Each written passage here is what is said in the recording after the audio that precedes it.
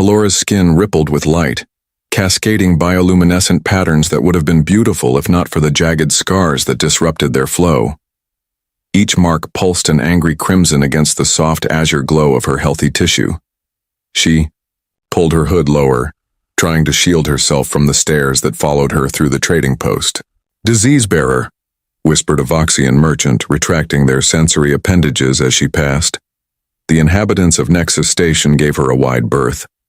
Even in the crowded marketplace, a perfect circle of emptiness surrounded her as she moved. Nobody from any of the 17 council species would risk proximity to the Cursed One.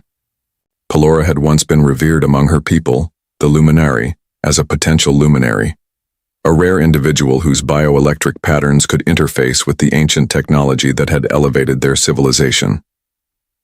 That was before the severing. Before, the raiders had come and carved their signature into her flesh with ceremonial blades designed to disrupt her species' neural pathways. Now, she was marked, damaged, considered contagious by ignorant outsiders who knew nothing of luminary biology, but everything about fear. "Your payment is late," growled Station Officer Dravik, a hulking reptilian whose scales clicked against the metal counter as he slid his tablet toward her. "3 cycles now. The station doesn't run on charity, especially not for—" His yellow eyes flicked to her covered arms. "Your kind." "I'll have it by next rotation," Pelora promised, her voice melodic despite her distress. "The supply ship I'm contracted with arrives tomorrow." "Tomorrow is too late," Dravik said, mandibles clicking. "Rules are rules. Your quarters will be reassigned by evening bell." Desperation welled up inside her. "Please, you know what happens to the homeless on the lower levels." "Not my concern," Dravik said, already looking past her to the next person in line. As Pelora turned to leave, a commotion near the docking bay caught everyone's attention. A ship unlike any she'd seen before was completing its landing sequence. It lacked the sleek designs of council vessels or the aggressive silhouettes of outer rim crafts. Instead, it looked almost primitive, utilitarian with visible weld marks and mismatched paneling. "What is that?" someone whispered. "Humans," answered a station guard with distaste. "First contact with the Galactic Council was only 2 solar cycles ago. Now they're everywhere." The loading ramp descended and 3 figures emerged. They looked remarkably similar to several humanoid species, except for their varied skin tones and peculiar clothing. What struck Pelora most was their unabashed curiosity. They gazed around not with suspicion or arrogance, but with unfiltered wonder. The tallest one, with copper-colored skin and a shock of silver-white hair, looked directly at Pelora. While others averted their eyes from her curse, this strange alien actually smiled at her. "Commander Caius," an official greeted reluctantly. "Nexus Station welcomes Earth's delegation." The human called Caius nodded respectfully but seemed distracted. His eyes found Pelora again in the crowd. "We're glad to be here," he replied in surprisingly fluent Common. "We have much to learn from all your peoples." For reasons Pelora couldn't explain, his words seemed directed at her. A strange warmth spread through her chest, something she hadn't felt since before the severing. The sensation was so unexpected, so forgotten, that Pelora nearly missed the glint of metal as a cloaked figure raised a weapon behind the unsuspecting human delegation. Without thinking, Pelora's bioluminescence flared in warning as she shouted, "Look out!" The warning came just in time. Commander Ren Caius dropped to one knee as something whistled past his ear, embedding itself in the wall behind him. His security officer, Elara Voss, had her weapon drawn before the projectile finished vibrating in the metal panel. "Hostile!" Elara shouted, her dark eyes scanning the crowd. "Movement at 2 o'clock." The station erupted into chaos. Beings of all species scattered, trampling each other in their haste to escape potential crossfire. Only Pelora remained frozen, her hood thrown back in her moment of warning, exposing her luminescent skin and scarred patterns to full view. Station security converged on the area, but the attacker had already disappeared into the pandemonium. Caius rose slowly, his gaze fixed not on the weapon that had nearly ended his life, but on the alien woman whose cry had saved him. "That's her," hissed a voice in the crowd. "The Cursed One summoned this violence." "Luminary witch," another called. "Out." Dravik pushed through the throng, his reptilian face contorted with rage. "Detain her! She's involved!" Before security could reach her, Caius stepped between them and Pelora. His human companion, a stocky woman with intricate markings etched across her dark skin, joined him. "This being just saved my life," Caius stated firmly. "I witnessed everything." "Commander," the station officer snarled, "you don't understand. She's marked. Corrupted. Her kind spreads neural degradation through proximity." The female human whom Pelora would later learn was Dr. Imani Okoro, the expedition's xenobiologist, scoffed audibly. "That's scientifically impossible without direct neural interface," Dr. Okoro said. "Are you suggesting this person has been engaging in non-consensual mind melding? Because I'd need to see evidence." The security personnel hesitated, unused to having their prejudices challenged so directly. Caius turned to Pelora, his amber eyes meeting her iridescent ones without fear. "Do you have somewhere safe to go?" Pelora's voice faltered. "No, my quarter assignment has been revoked." "Then you'll come with us," he decided. A collective gasp rippled through the onlookers. Even Alara looked uncertain. "Sir," she began, "protocol for unknown biological entities is to exercise caution while showing respect," Caius finished. "This person saved my life. On Earth, that creates a debt of honor." Hours later, aboard the Earth vessel Horizon Seeker, Pelora sat awkwardly in what humans called a mess hall. The room was warm, warmer than any space on Nexus Station and filled with strange scents she couldn't identify. "You should eat," Dr. Okoro encouraged, sliding a bowl toward her.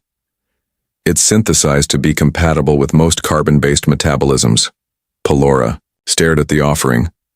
"Why are you helping me?" "Because you helped us first," Caius said simply, joining them. "And because my species has a long history of being feared for ignorant reasons. We recognize the pattern." "My markings," Pelora said hesitantly. "They don't disturb you?" Caius studied the glowing patterns the way the healthy blue light met the angry red scars. "On Earth, some people mark their bodies deliberately. Art, memory, identity. Others bear marks from survival. Both are honored." "These are not honorable," Pelora whispered. "These mark me as broken, failed. The severing destroyed my connection to the collective consciousness." Dr. Okoro leaned forward. "The what now?" Before Pelora could explain further, the ship's comm system activated. "Commander," came Alara's tense voice. "3 Council security vessels just entered orbit. They're demanding we surrender the Luminari for quarantine." "On what grounds?" Commander Caius demanded, rising from his seat. "Suspected biocontamination," Alara's voice replied. "They cite Galactic Health Protocol 772B. Dr. Okoro exchanged a significant look with Caius. "That's the same protocol they tried to use to restrict human expansion last month. Claimed our uncategorized microbiome posed a threat." "A convenient protocol," Caius muttered. "Tell them the Luminari is under Earth diplomatic protection, pending investigation of the assassination attempt." Pelora's bioluminescence flickered with anxiety, creating rippling patterns of distress across her visible skin. "You cannot protect me. The Council has 17 species behind it. And Earth has stubbornness behind it," Caius replied with a half-smile. "We're quite good at it." Over the next 12 hours, Pelora watched in astonishment as the humans engaged in what they called bureaucratic warfare. They filed counter-protocols, requested evidence of contamination, demanded independent verification, cited precedents from cases involving other species, and generally entangled the Council representatives in so much procedural red tape that the officials eventually retreated to consult with their superiors. During this time, Dr. Okoro conducted a series of non-invasive scans of Pelora's neural patterns. The doctor's eyes widened as the results appeared on her screens. "These scarring patterns," she murmured. "They're not random." Pelora nodded sadly. The raiders knew exactly where to cut. Each incision severed specific neural pathways that allow Luminari to connect with our ancestral technology, and with each other. But why? Our technology is valuable, but useless without luminary operators. My generation had few with the genetic capability to interface fully. I was to be a luminary, one who could activate the deepest functions of our technology. Pelora's voice became hollow. The raiders wanted our ships, our defense systems. They couldn't use them, but they ensured no one else could either. Caius, who had been listening from the doorway, stepped fully into the lab. Your entire species was attacked? Not all were physically scarred like me, Pelora explained, but when enough luminaries were severed, our collective consciousness fragmented. Our technological civilization collapsed. Those marked like me were exiled, blamed for the catastrophe. That's genocide, Caius said quietly, anger evident in his controlled tone. Dr. Okoro turned to her commander. Ren, these neural pathways, they're not dead. They're redirected. Whoever did this wasn't just trying to disconnect her. They were trying to reshape the connection patterns. For what purpose? I don't know, yet. But these aren't wounds that make something stop working. They're more like rewiring. Pelora's head snapped up. That's impossible. The severing is irreversible. According to whom? Dr. Okoro asked. The same people who exiled you? Before Pelora could respond, the ship shuddered violently. Emergency lights flashed, bathing the lab in pulsing red. Multiple ships decloaking off our port bow. Ilara's voice came through the comm. Energy signatures matched the raider vessels from the luminary historical records we accessed. Caius was already moving. Battle stations, notify Earth Command. As klaxons blared throughout the ship, Pelora felt something she hadn't experienced in years. A faint, distant hum at the edges of her consciousness. Something ancient was awakening nearby, responding to the neural patterns the doctor had stimulated during her scans. Commander, Pelora said urgently, I feel something. A luminary vessel. It must be nearby. Perhaps captured by the raiders. Caius paused. Can you locate it? I don't know. My connection is severed. Not severed, Dr. Okoro corrected firmly. Redirected, and maybe we can follow where it leads. The raiders struck with calculated precision. 3 assault vessels surrounded the Horizon Seeker, their weapons cutting through the human ship's shields with disturbing ease. They've adapted luminary technology, Pelora realized watching the tactical display. That's why their weapons are so effective. Commander Caius remained calm despite the dire situation. Ilara, evasive pattern Delta. Dr. Okoro, I need options regarding our guest's connection.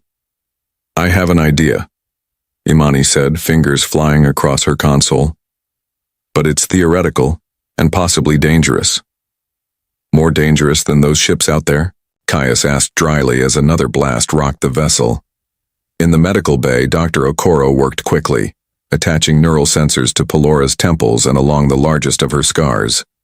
My theory, she explained as she calibrated equipment, is that your neural pathways weren't destroyed.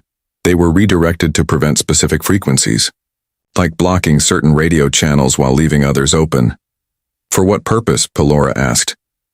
Control, came Caius's voice as he entered the bay. They wanted to eliminate your connection to your people's technology, but preserve access for themselves, didn't they? Pelora's bioluminescence pulsed with sudden understanding. The raiders, they couldn't interface with our systems directly, but they could through a captured luminary. Like remote access, Dr. Okoro nodded. They needed someone with the genetic capability, which means, Caius concluded, they didn't sever your connection. They hijacked it. Another blast hit the ship, sending equipment crashing to the floor. The intercom crackled with Ilara's strained voice. Shields at 28%, we can't take much more. Dr. Okoro stabilized herself against a console. This device should stimulate your neural pathways along altered frequencies, bypassing the redirection created by your scars. Will it hurt? Pelora asked quietly. Almost certainly, Imani admitted, but it might reconnect you to whatever luminary technology is out there. Pelora straightened, her luminescence growing brighter with resolve. Do it. The device activated with a soft hum. At first, nothing happened. Then pain, white-hot and all-consuming, surged through Pelora's scarred pathways. She screamed, her bioluminescence flaring chaotically. Through the agony, something miraculous happened. The distant hum in her consciousness became a roar. Visions flooded her mind, not just of the nearby raider ships, but of dozens of captured luminary vessels throughout the sector, each controlled through the neural signatures of captive luminaries. There, she gasped, pointing shakily at the tactical display. The command ship, it has one of our ancient void dancers aboard, and others like me. Caius didn't hesitate. Can you connect to it? I think so. The pathways are opening. Another blast rocked the ship. Shields critical, Ilara reported. One more hit and we're exposed. Pelora closed her eyes, focusing on the faint connection. Her scars began to glow, not angry red, but a deep, pulsing purple, the color of luminary communion. Through the pain, she stretched her consciousness toward the captured vessel, and found she wasn't alone. Sister? Came a tentative voice in her mind, speaking the language of light and neural impulse that only luminary could understand. I am here, Pelora responded. Who controls you? The cold ones. They use our bodies to control the ships. We are 11. All severed, all bound. Caius watched in awe as Pelora's entire body illuminated with complex shifting patterns. What's happening? She's communicating, Dr. Okoro whispered.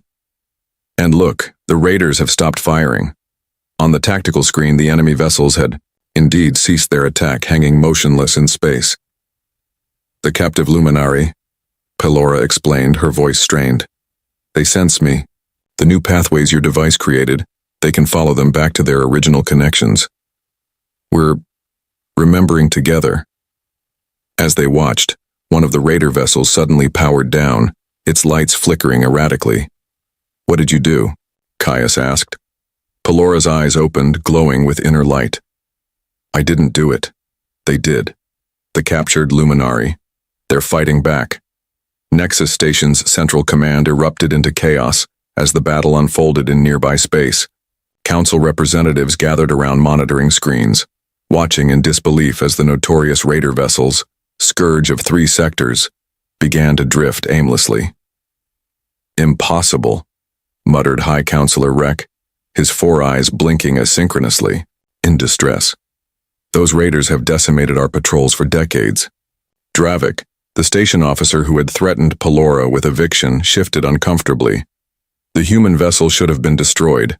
Their defensive capabilities are primitive compared to raider weapons. On the main screen, the raiders' command ship lurched violently to one side, its propulsion systems firing erratically.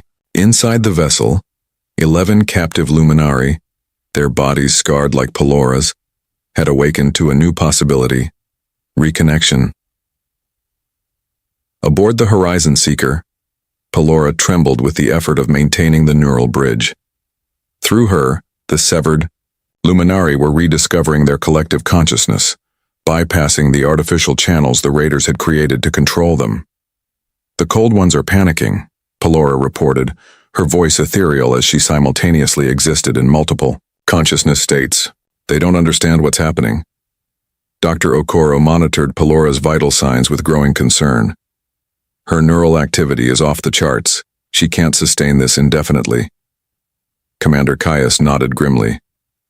Ilara, prepare a boarding party. The moment we have an opening, we're going after those captives. Sir, Ilara responded through the comm. Our long-range sensors are detecting multiple ships dropping out of FTL. Council vessels. About time, Caius muttered. Pelora suddenly gasped, her illumination patterns shifting dramatically. No, the raiders, they're activating kill switches. They'll destroy the luminari rather than lose control. Can you stop them? Caius asked. Urgently. Not alone, Pelora whispered. Then her eyes found his.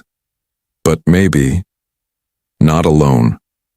Without hesitation, she reached out, taking Caius's hand in her glowing one. The commander flinched involuntarily at the contact, not from fear or disgust, but from the unexpected sensation that washed over him. It felt like standing at the edge of an ocean at night, the vastness of space and consciousness spreading before him. "What do you need me to do?" he asked softly. "Humans have something unique," Pelora explained, her voice strained. "Your neural patterns, they're chaotic, unpredictable to other species. The Raiders' control systems can't anticipate them." Dr. Okoro's eyes widened in understanding. "You want to use the commander as a randomizing element?" "Yes," Pelora confirmed. "A firewall." Caius nodded. "Do it." Dr. Okoro worked quickly, attaching a second set of neural sensors to Caius and linking them to Pelora's system. "This is completely experimental," she warned. "Story of human history," Caius replied with grim humor. When the connection activated, Caius gasped. His mind was suddenly flooded with sensations beyond normal human perception. The delicate neural dance of luminary consciousness, the cold precision of Raider control systems, and beneath it all, the ancient song of luminary technology, waiting to be awakened. Through their joined consciousness, Pelora guided Caius's chaotic human neural patterns into the system. Like water finding cracks in stone, his thoughts slipped through the Raiders' defenses, disrupting their carefully calibrated control mechanisms. On the Raider command ship, the Cold Ones, a species with translucent skin revealing crystalline, internal structures, frantically worked their control panels as systems failed throughout their vessel. "The slaves are breaking containment," one shouted, its voice a harsh crystalline chime. "Activate termination protocols," ordered their commander. But when they tried, nothing happened. The kill switches that had kept the Luminari captives compliant for years remained inert, blocked by an alien consciousness pattern they couldn't comprehend or counter. Aboard the Horizon Seeker, Pelora's scarred skin began to heal before the astonished eyes of Dr. Okoro. The angry red lines faded to soft purple, then integrated completely into her natural blue luminescence. The neural pathways, redirected by force, were finding their way home. "It's working," Dr. Okoro whispered in awe. In that moment, as human and luminary consciousness entwined, Pelora felt Caius's mind touch the deepest part of her wounded spirit, not with pity, but with profound recognition. Where her own people had seen only corruption and failure, this alien saw beauty and resilience. And in an act that would forever change galactic history, Commander Ren Caius, representative of Earth's first diplomatic mission to the stars, bent down and gently pressed his lips to the largest of Pelora's fading scars. The moment Caius's lips touched Pelora's scar, something extraordinary happened. The neural connection between them cascaded, amplifying beyond anything Dr. Okoro's instruments could measure. Throughout the Raider fleet, captured luminary vessels suddenly blazed with light, their ancient systems reactivating under genuine, luminary control for the first time in generations. On Nexus Station, the assembled council representatives watched in stunned silence as the Raiders' ships transformed before their eyes, revealing their true nature, not as crude assault vessels, but as elegant luminary void dancers, their organic-looking hulls now glowing with intricate patterns that mirrored Pelora's healed skin. "By the ancestors," breathed High Counselor Rek. The legends were true. The luminary ships began a graceful, synchronized dance in space, moving with impossible precision as the freed captives reconnected not just with their vessels but with each other. The Cold Ones' command systems were systematically locked out, their control centers sealed by living light. Aboard the Horizon Seeker, Caius slowly pulled away from Pelora, both of them dazed by what had transpired. What just happened?" he asked, his voice hoarse. Pelora's eyes shimmered with emotion and newfound power. "You created a feedback loop. Your human neural patterns, they don't just disrupt the Raiders' control systems, they harmonize with our original pathways." "Impossible," Dr. Okoro murmured, staring at her readings. "The commander's brainwaves are synchronizing with luminary patterns while remaining distinctly human." "Not impossible," Pelora corrected gently. "Just unexpected. My people believed we could only connect with each other. We never considered Other forms of consciousness might be compatible. Because no one ever tried, Caius realized. Because no one ever touched us, Pelora said softly. After the severing, we were untouchable. Cursed. The ship's comm system activated. Commander, Ilara reported, excitement evident in her normally controlled voice. The raiders are being detained by the freed Luminari. Council peacekeepers are moving in to assist. And the captives? Caius asked. All alive. All transforming. Like our guest. 3 days later, Pelora stood before the full Galactic Council, no longer hidden beneath concealing robes.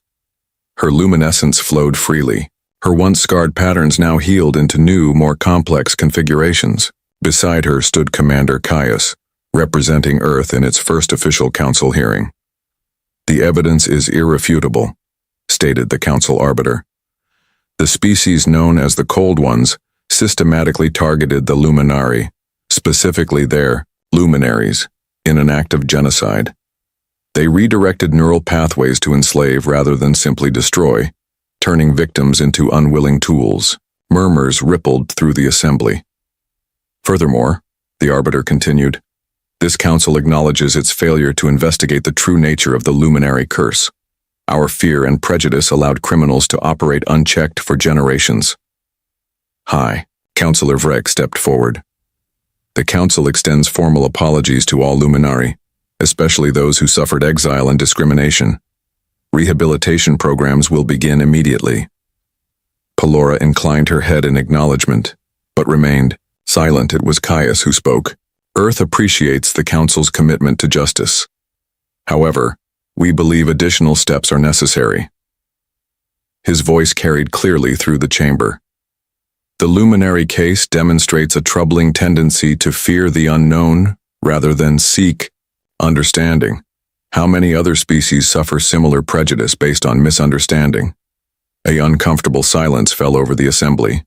We propose, Caius continued, a new galactic initiative for neural diversity. Earth and the newly liberated Luminari will co-chair this effort. The council chamber erupted into debate, but the outcome was inevitable. The revelation of the raiders' deception, combined with the undeniable evidence of human Luminari neural compatibility, created momentum that could not be denied.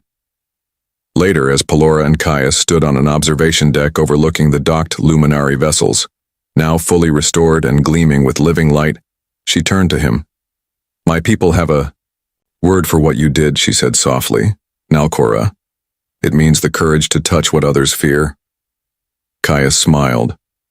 On Earth, we might simply call it humanity. Your species is strange, Pelora observed, her luminescence creating patterns that reflected her affection. You're afraid of so many things, yet you reach out anyway. That's our paradox, Caius admitted. Fear and curiosity existing side by side. Pelora's hand found his, her luminescence flowing gently around their joined fingers. The raiders thought the severing would be our end.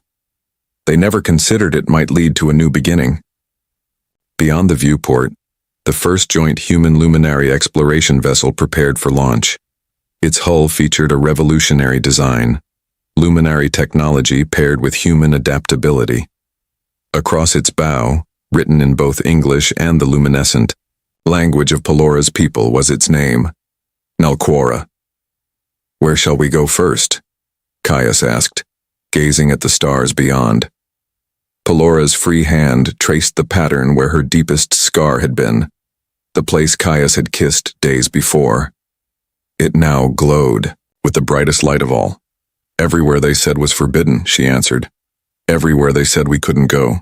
As the Nalquora departed on humanity's first true voyage into the galactic community, the story spread throughout the stars, of scars that became strengths, of curses transformed into connections, and of the species brave enough to kiss what others feared to touch.